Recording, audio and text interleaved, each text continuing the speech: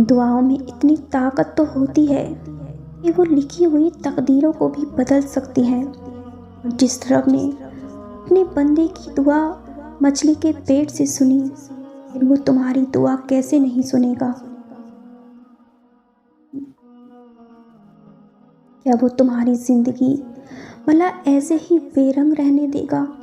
بس کامل یقین رکھو اللہ پر، انشاءاللہ وہ بہت جلد تمہاری زندگی بھی تمہارے پسندیدہ رنگوں سے بھرنے والا ہے۔ دعائیں تو چاند کو بھی 2 ٹکڑوں میں تقسیم کر دیتی ہیں۔ ان کی طاقت کے سامنے تمہاری یہ چھوٹی سی خواہش بہت بے معنی ہے۔ جب تم سجدہ کرتے ہو تو محبت کا حق ادا کرتے ہو، اور جب دعا کے لیے ہاتھ اٹھاتے ہو تو یقین کا حق ادا کرتے ہو۔ اور محبت کا تو یقین کے بغیر کوئی وجود ہی نہیں۔ جس نماز میں دعا شامل نہ ہو وہ نماز ہمیشہ ادھوری رہتی ہے۔ تو پھر نمازیں ادھوری رکھ کر خواہشوں کے مکمل ہونے کی طلب کیسی؟ وہ خاموشیاں بھی سن لیتا ہے، لیکن اسے اظہار پسند ہے بندے کا۔ جب بندہ کہتا ہے اے میرے رب تو متوجہ ہو جاتا ہے۔ جب بندہ کہتا ہے تو بڑا رحیم ہے تو اس کی رحمت جوش میں آ جاتی ہے۔ جب بندہ کہتا ہے یا اللہ مجھے معاف کر دے تو وہ معاف کر دیتا ہے۔ جب بندہ گڑ گڑا کر کچھ مانگتا ہے تو اللہ اپنے بندے کی ہر دعا قبول کرتا ہے۔ اگر وہ تمہارے دل میں دعا کا خیال لا رہا ہے تو وہ تمہیں اس بات کا اشارہ دے رہا ہے کہ اب بھی سب کچھ ختم نہیں ہوا، اب بھی کن کی امید باقی ہے، اب بھی وہ تمہارے نصیب کو تمہاری چاہت کے مطابق کر سکتا ہے۔ صبر منزل نہیں ہے، صبر تو راستہ ہے دعاؤں کی قبولیت تک پہنچنے کا۔ تم صبر کے راستے پر ثابت قدم رہنا اور صبر کو مضبوطی سے تھامے رکھنا، یہ راستہ بہت جلد تمہیں تمہاری منزل تک لے جائے گا، اور تم وہ منظر دیکھ کر حیران رہ جاؤ گے۔ ابھی یہ راستہ جتنا مشکل لگ رہا ہے نا، جب اپنی سالوں پرانی دعاؤں کو قبول ہوتا دیکھو گے تو خوش ہو جاؤ گے۔ اتنا پریشان نہ ہوا کریں، یاد رکھیں آپ کے معاملات اس کے ہاتھ میں ہیں، جو جانتا ہے کہ آپ کو کیا چاہیے، آپ کے لیے کیا بہتر ہے، اور کیسے آپ کی چاہت کو بہترین بنا کر کس وقت آپ کو عطا کرنا ہے۔ جب اللہ آپ کا نصیب لکھتا ہے وہ اس نصیب میں یہ بھی لکھتا ہے کہ اس تقدیر کو میرے بندے کی دعاؤں کے سوا کوئی بھی نہیں بدل سکتا۔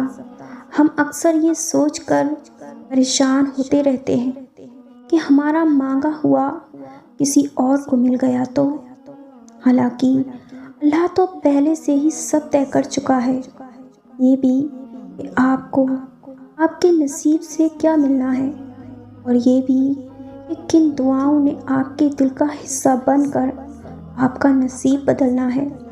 تو پھر آپ کیوں ان وسوسوں میں پھنسے ہوئے ہو کہ کہیں دنیا ہم سے ہماری جان نہ چھین لے؟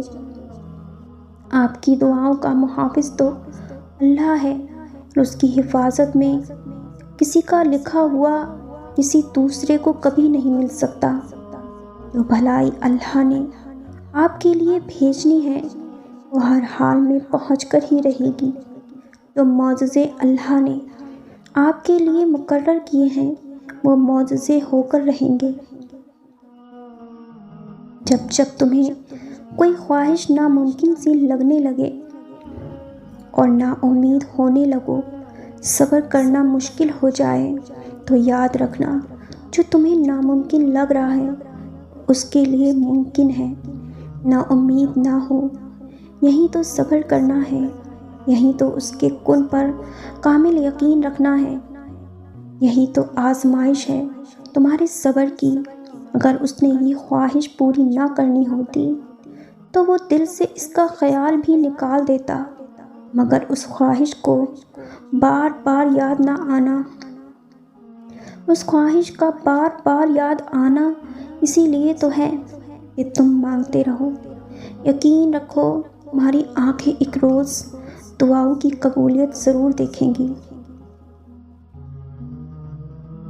آزمائش تب شروع ہوتی ہے جب کوئی چیز جان سے زیادہ پیاری ہو جاتی ہے، جب اس چیز سے خود سے بھی زیادہ محبت ہو جاتی ہے۔